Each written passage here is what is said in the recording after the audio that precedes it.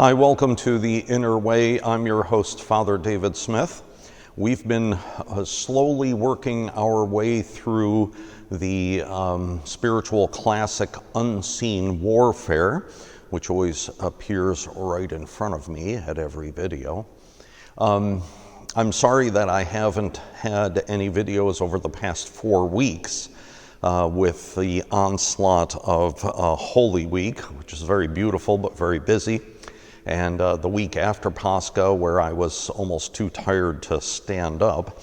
And last week I had COVID, so I could have shot this because I was on quarantine, but it seemed like everything was sort of upended for that week. And so here I am back again.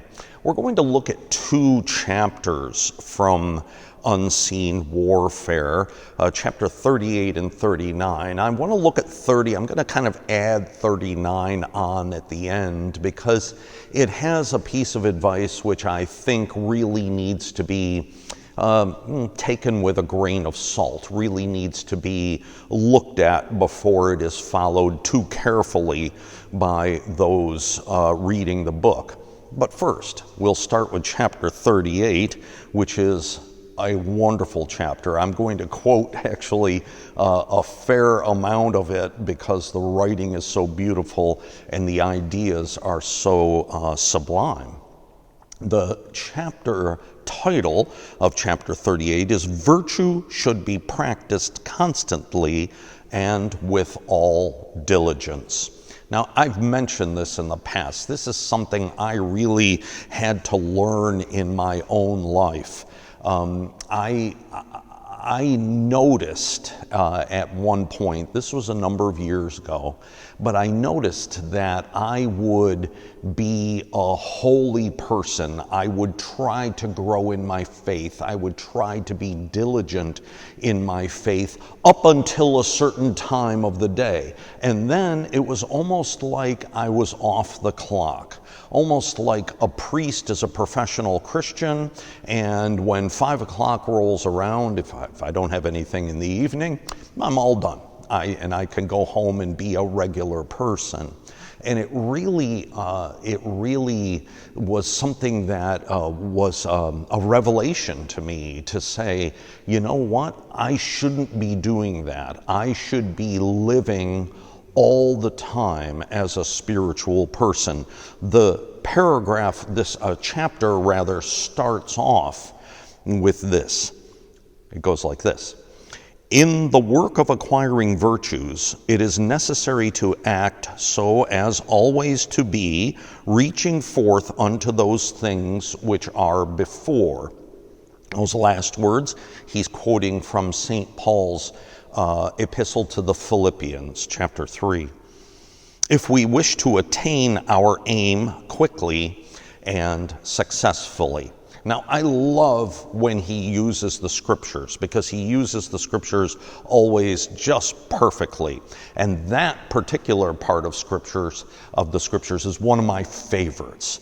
We press on to the high calling of God in Christ Jesus. Press on. I've had those words in my mind for many years, but it's taken me a long time to actually figure out what they mean. And so here it is that in chapter 38, this is what he's saying. Press on, continue on, as he says, reach forth unto those things. Reach forth.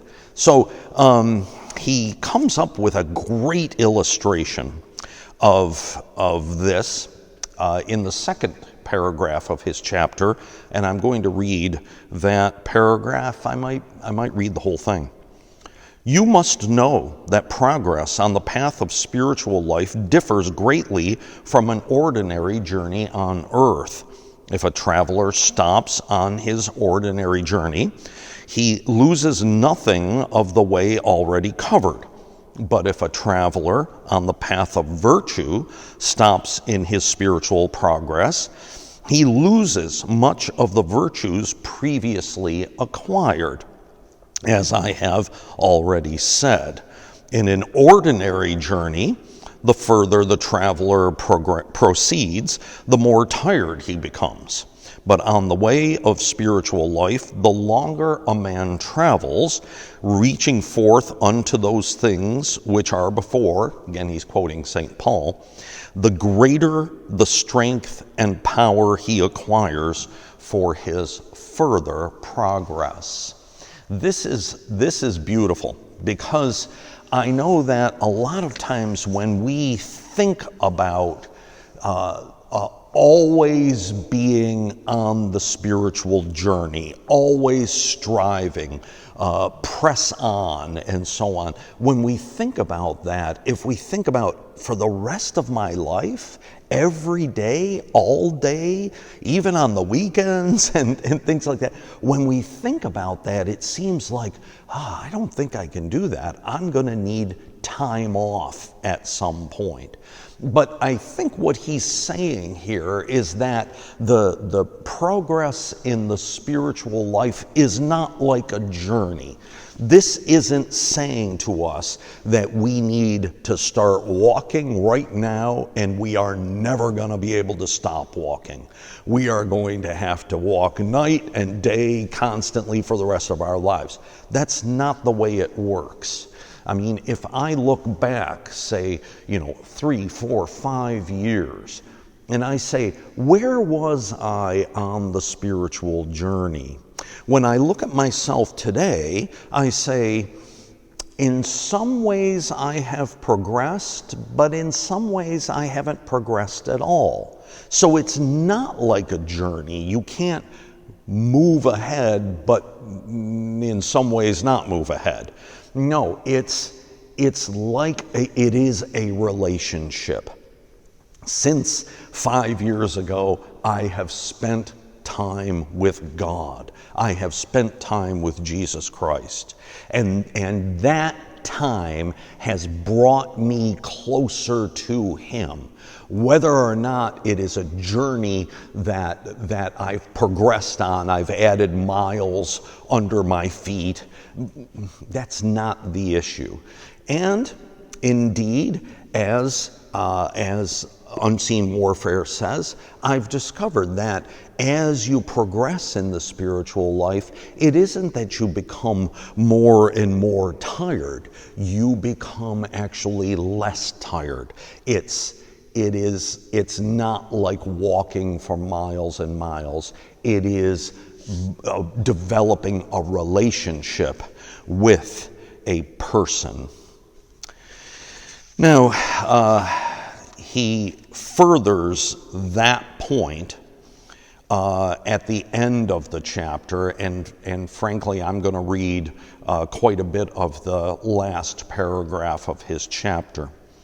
Moreover, a certain secret sweetness sent by God flows into our heart and increases from hour to hour. Through this, as we press forward with ever greater strength and will, we ascend easily from virtue to virtue and finally reach the very summit of spiritual perfection, where the soul begins to practice every kind of good, no longer urged with effort, lacking all taste for it, but with ready inclination and joy. Now that part about lacking all taste for it, lacking all taste, he doesn't mean that as we go through the spiritual journey, it becomes bitter to us or something that is no longer sweet. No, we begin to notice that it is the effort itself that brings sweetness to our lives. It's not that we're continuing on and on and on and becoming tired and becoming bitter and becoming overwhelmed. Quite the opposite. We continue on, but its sweetness fills us. And the last sentence, for having subdued and conquered passions and renounced all that belongs to the creature, it now lives in God. and there, amid welcome spiritual works, ceaselessly savors the sweetness of peace. I love the last word. The chapter ends with the word peace. That's what we're looking for, and that's what we find. It's not that we can't imagine all of the effort that we're going to have to put out to become spiritual people. Not at all. But as we pursue this goal, as we travel this journey, we find that it fills us with energy, fills us with sweetness, and then, as he says, fills us with peace. What a beautiful thing that is. Now, chapter 39, the title of chapter 39 is "A Man Should Not Avoid Opportunities He Meets for Good Actions." And what this is talking about is that you should not avoid putting yourself in a place where you could be tested in your faith. And specifically, he says, for example, if you wish to gain the habit of patience, you should not avoid the people, things, and circumstances which particularly try your patience. Meet them with a good will and the resolve to submit to their unpleasant effect on you, but at the same time prepare yourself to suffer them with unshakable calmness of spirit. If you do not act thus, you will never learn patience. Now this, I think, in terms of that particular illustration, is fine. If you don't you don't avoid those people that make you impatient, but you learn patience by being near them. But there are a lot of other temptations that we should just simply avoid. Like an alcoholic wouldn't go into a bar every once in a while to test his ability to withstand temptation, or someone who's looks at pornography and says, "Well, I can maybe go onto a website that I shouldn't be going to just to establish that I no longer need to do that." No.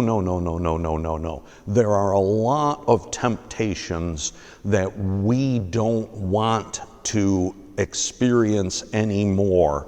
And as we progress through the spiritual life, there are some in terms of relationships with other people that we can't avoid, and that it's not good to avoid, but to seek out something that tests us is may turn into something which is not a good idea.